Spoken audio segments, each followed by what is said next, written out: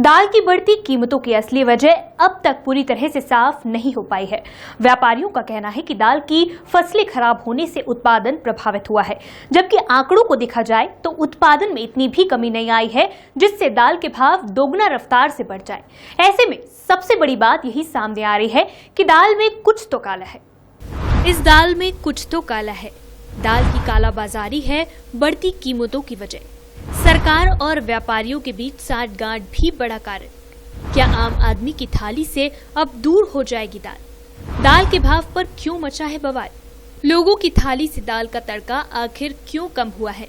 इसका सही जवाब ना तो व्यापारियों के पास है और ना ही सरकार के पास।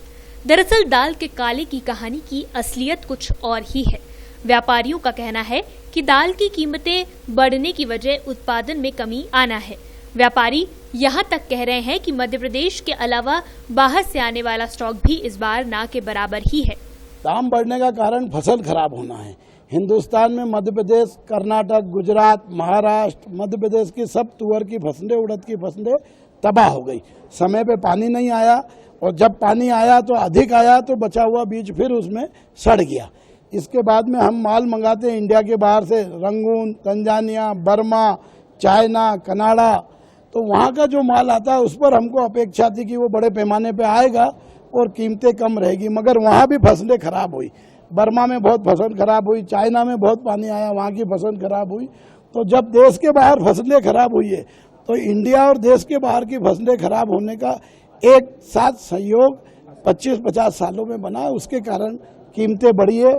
ज़्यादा कीमत बढ़ने से हमारी दाल उद्योग की उत्पादन क्षमता घटी है, माल का विक्रय घटा है, लोग दाल कम खरीद रहे हैं, सब्जियां आलू प्याज ज्यादा ले रहे हैं, तो कीमतें बढ़ने से दाल मिल को नुकसान रहता है। उधर सरकार का भी अपना यही दावा है कि फसलें प्रभावित होने से दाल कीमतों में आग लगी हुई है, लेकिन बावजूद इसके जिम्मेदार मंत्री आपूर्ति और मांग के बीच कहानी को उलझा रहे हैं, जबकि आंकड़े ये कहते हैं कि दाल के उत्पादन में कोई भारी कमी देखने को नहीं मिली है।